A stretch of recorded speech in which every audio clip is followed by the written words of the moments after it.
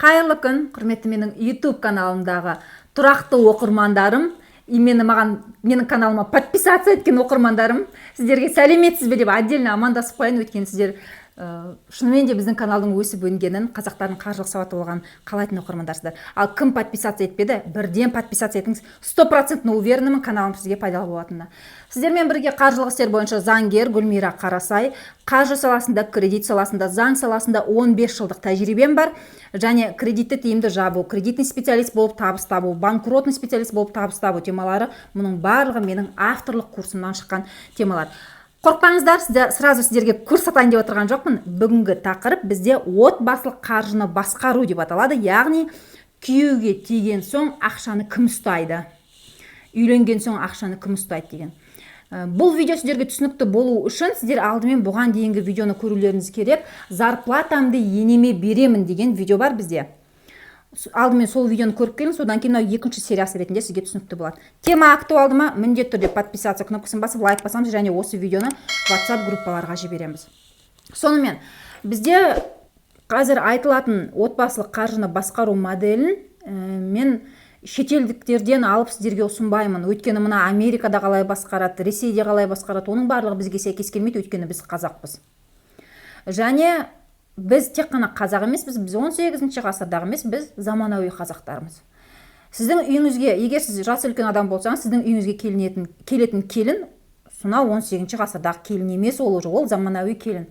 Көрген, білген, тоқыған келін. Сол сияқты сізде заманауи енесіз. Ұлдары да дәл солай, иә.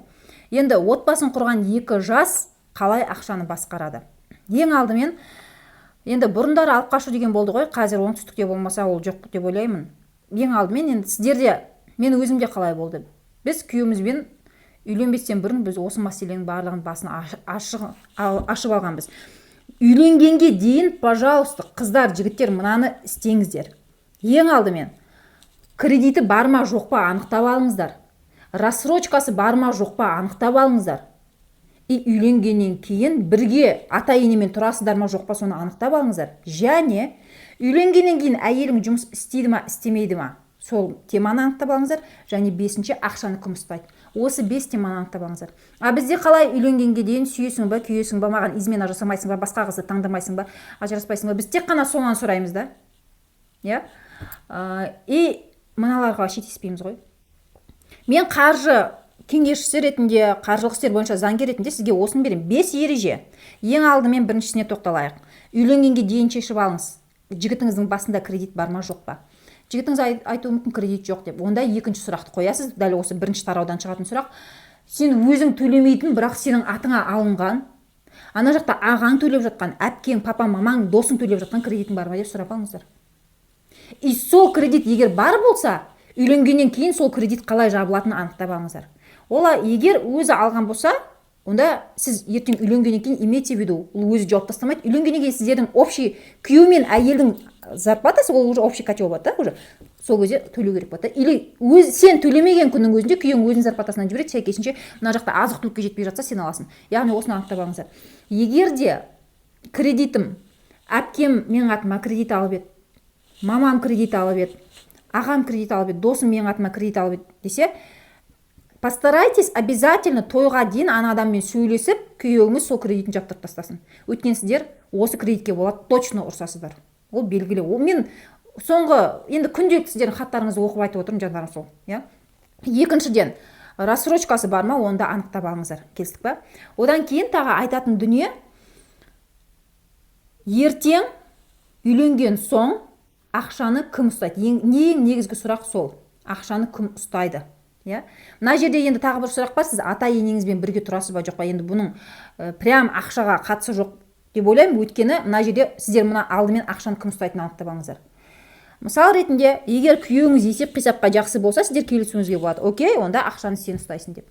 Немесе әйеліңіз есеп-қисапқа жақсы болса, үйленген соң зарплатаны ақшаны сен ұстайсың, главное маған за проезіме, обедіме, бензиніме ақшаны беріп тұрсаң болды деп келісесіздер. Немесе дәл қазір мен осы видеода ақшаны екі жақта ұстамайтын общий басқа шешімді көрсетем. Негізі менің ойымша ұрыс-керіс болмау үшін сол әлде қайда жақсы келетін сияқты. Егер өз еркімен сізге күйеуіңіз, жаным үйленген соң ақшаны сен ұстайсың деп сізге айтпаса, сіз де оған, жаным үйленген соң мен бүкіл зарплатамды саған берем, элементарно прокладканың өзін сенен берген ақшаға сатып аламын деп айтпасаңыз, значит екеуің де кәдімгідей мінездерің қасқыр болып тұр ғой. Демек ертең ақша үшін ұрысып қаласыңдар. Сол үшін алдын ала мен осы видеода айтатын амалды қолдануға болады. Ол қандай амал? Қараңыздар, отбасын құрған соң, мысалға күйеу жұмыс істейді, әйелі жұмыс істейді. Неважно, сіз ата-енеңізбен бірге тұрасыз ба, бөлек тұрасыз ба, по-любому ақшаны өздеріңіз басқарасыздар, екеуінің біреуің. Егер сен күйеуге бергің келмесе басқаруды, күйеуің саған бергісі келмесе былай істеуге болады. Сіздер алдымен общий мақсат қоясыңдар. Сіздерде не жоқ? Отбасы болған соң баспана керек сіздерге. Қашанғы ата-ананың үйінде тұрасың, баспаналы бөлек шығуың керек. Значит, депозит ашасың. Депозитті ашқан соң, демек сол депозитке 50-50 құясыздар. 50-50, 50-50. Депозитке айына, мысалы 200 мың құю керек па? Сен 100 мың құясың, күйеуің 100 мың құяды. Одан кейін сіздер азық-түлік бар. Азық-түлік общий. Азық-түлікке қанша кетеді айына? Примерно 70 мың деп алсақ, енді әр қалада әртүрлі, адам санына байланысты еще 35 мыңнан құясың. Яғни 2 жақтан 135 мың шықты. Осылай мақсатты және общий шығынды екеуі 50-50 шығарып отырады, қалған ақшалары өзіне қалады. Может, сіздің күйеуіңіздің зарплатасы 300 мың, и оны мына жаққа 135 мың бергесін, оған көбірек ақша қалады. Өзі біледі. Может, оның бөлек тағы бір мақсаты бар шығар. Может, күйеуіңіз сізге iPhone алып бергісі келеді, или өзіне iPhone алғысы келеді. Он имеет право нормально, 18-ге толған еркек өзіне iPhone алу болды. Демек, ол iPhone-ына бөлек депозит ашып жинауы мүмкін. Бірақ ең алдымен отбасылық депозитке қояды. Немесе сіз әйел адамсыз, сіз өзіңізге күшті бір Луи Виттонның $1000 сумкасын алғыңыз келеді. Пожалуйста, ешқандай қарыз кредитіңіз жоқ па? Онда отбасылық мына жердегі общий котелға құятыныңды құйдың, неге азық-түлікке шығардың, қалған Луи Виттонға жинай бер. Сонда сәйкесінше күйеуіңіз жұмысқа баратын кезде сізден за проездге ақша бер деп сұрамайды, сіз одан сұрамайсыз. Элементарны қыздардың болын айтайыншы. Элементарны өзіңе бір помада алу үшін, бір прокладка Олвис сатып алу үшін күйеуіңнен басқалардан ақша сұрап отырмайсың. Элементарны 5 мыңға маникюр жасату үшін күйеуіңнен ақша сұрап маникюрге ақша берейінші деп отырмайсың. Бұл модель заманауи модель. Дәл қазір енді көптеген ақыл кеңестер шығып жатыр ғой. Сен әлсіз бол, сен ақша таппа, күйеуің сені бағуға міндетті деп. Енді менде имамдардың айтуынша естідім, шариғат бойынша күйеу отбасын бағып асырау керек дегенде естідім. Бірақ ескерейік, біз заманауи Қазақстанда өмір сүріп жатырмыз. Мен әйелдер үйде отыра бергеніне өз басым қарсымын. Егер сіз өзіңіз қалап, мен сонша уақыт жұмыс істедім, енді рахаттан, мен күйеуге тиінген жұмыс істеп, өзімді өзім бақтым, енді күйеу мені бақсын десеңіз, күйеумен келісіп алыңыз. Жоғарыда айттым ғой, мына 5 сұрақтың біреуі, үйленген соң келіншегің жұмыс істейді ма, істемейді ма, келісіп алыңыз. Кейбір ер азаматтар үйленгесін менің қатыным үйде отыру керек, жұмыс істемейді дейді. А сен жұмыс істеген кеп тұр ма, ертең жанша шығады. Яғни отбасы болған соң ұрыс керіс болмау үшін, өйткені сол ұрыс керістің соңында ажырасуға жетеді ғой. Ұрыс керіс болмау үшін осы 5 сұрақ шешіп алу керек. Егер сен үйленгеннен кейін карьера қуып, жұмыс істегің келсе, дамығың келсе, күйеуің ондайға қарсы болса, сен оны алдын ала шешіп ал, үйленбей жатып, Егер сен мысалға кейбір қыздар болуы мүмкін, мен үйленгеннен кейін өзімді бақтым, ата-анамды бақтым, кейбіреулер бар ғой, ата-анасына 25 жасқа дейін күйеуге тимей жүреді, одан кейін 25 жасқа дейін бүкіл зарплатасын тапқан тебені ата-анасына береді. Енді 25-тен кейін мен демалам, все, менде заслуженный отпуск, күйеуге тиемін, 5 баланы қатарту 15 жыл бойы демалам десеңіз, өз еркіңіз. Оны да алдын ала келісіп алыңыз. Окей? Өйткені күйеу уже соған қарай ориентир жасайтын болады. Мен енді психологтардың, коучтардың айтатын жоғарыдағы кеңес бар ғой, отбасының бүкіл материалдық жағдайын жасау еркектің орнында деген. Шариғатта олар айтқанымен келісемін. Әйел барынша әлсіз болса, күйеуі оны бағады дегенмен де келісемін.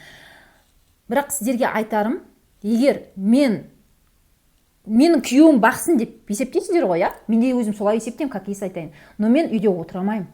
Қалай отыра алмаймын? Мен өз кайфыма жұмыс істегім келеді. Таңертеңнен кешке дейін базарға барып, күннің астында шыжып, кәдімгідей бір қиналып, физикалық еңбек етпесем де, күніне 3-4 сағат еңбек еткім келеді. Өйткені мен оқып дамығым келеді. Өйткені менде ол потенциал бар. Ішкі потенциалды өшіріп қойып, бала-шағамен күнде жөргекпен памперсті ұстап отырғым келмейді. Көрдіңіз бе?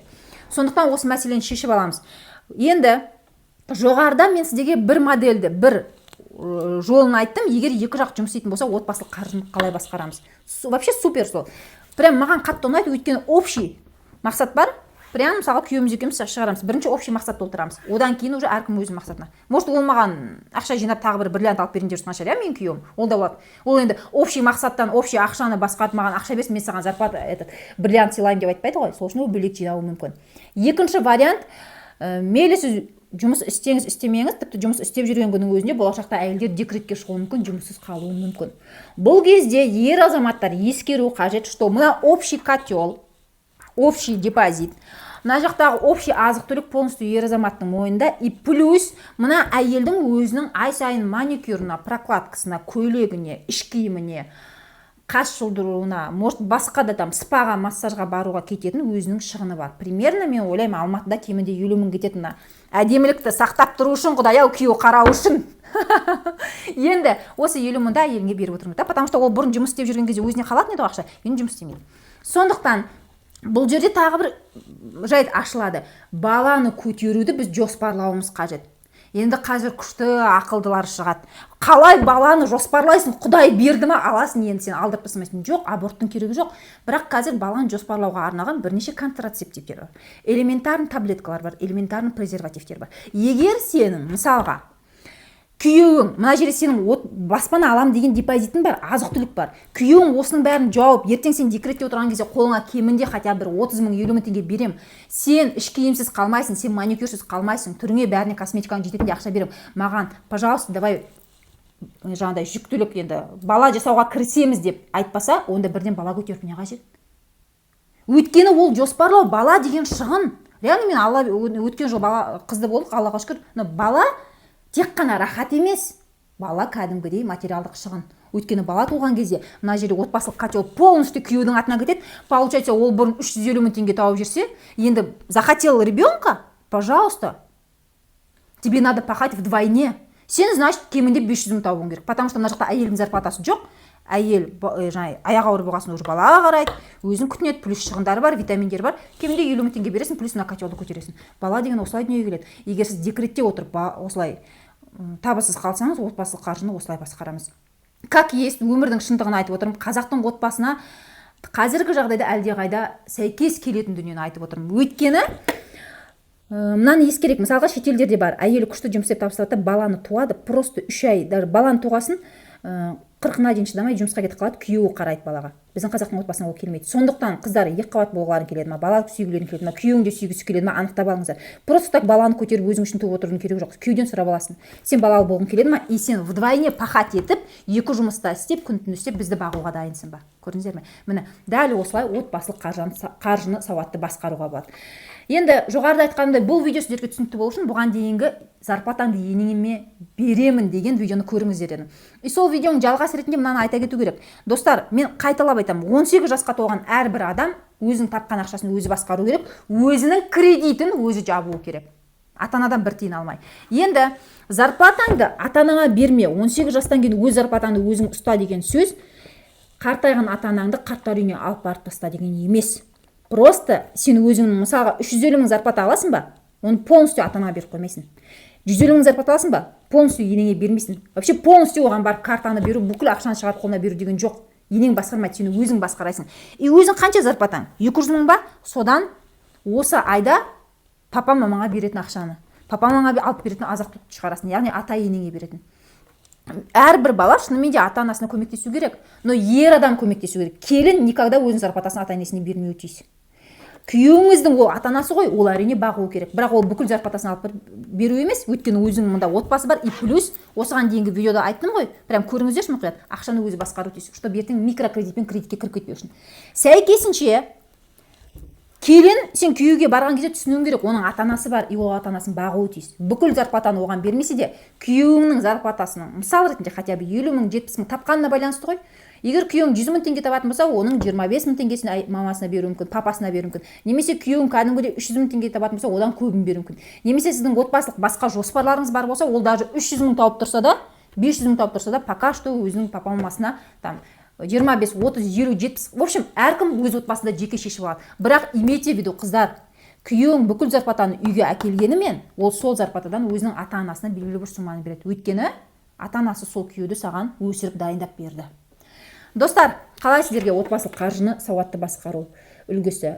Маған осы үлгі әлдеқайда прям ұнайды, келеді, және біздің қазақи отбасыларға да келеді деп ойлаймын. Бірақ ең бастысы, пожалуйста, 18 ғасырға оралмайықшы. Біз дамимыз, жаңа Қазақстан деп жатырмыз. Значит, зарплатаңды ата-анаңа беру, зарплатаңды ата-енеңе беру деген вообще болмайтын тема. Әлгіндей Ақшаны кім басқарады деп шашсаңыздар, осылай общий келісіп басқаруға болады. И главное, не забывайте, күйеуге тимеген қыздар и ер азаматтар. Мына үйленбес тұрып, мына 5 мәселені шешіп алыңыздар. Кредиті бар ма, рассрочкасы бар ма, жұмыс істейді ма әйелің, ақшаны кім басқарады деген сияқты, окей? И өте маңызды процестердің бірі ата-енемен бірге тұрамыз ба деген процесс. Бұл енді прям тікелей ақшаға қатысы жоқ болғанмен, осында анықтап алыңыздар, чтобы ажыраспау үшін и сауатты түрде ақшаны басқару үшін. Өйткені үйленген соң ең көп ұрыс изменаға бола, түрге бола, басқа мәселеге, тамақты дұрыс дәмді пісірмедің деген темамен болмай, ең көп ұрыс ақшаға бола болады жас отбасыларда. Вот ақшаға бола ұрыспау үшін осының бәрін алдын ала шешіп алыңыздар. Видео сіздерге ұнаса, даже ұнамаса да, қатты бір жерінде сізге түйіп тұрса да, прям ашуыңыз түйіп тұрса, значит ол дүние сізде бар ғой. Лайк басыңыздар, каналға подписаться етіңіздер. Және осы видеоны копировать ссылку деп WhatsApp статусқа қоямыз, WhatsApp группаларға таратамыз. Сіздің үйіңізде ақшаны кім ұстайды? Үйіңізде ақшаны қалай басқарып жасыдар? Комментарийде бөлісіп отырыңыздар, қазақтар.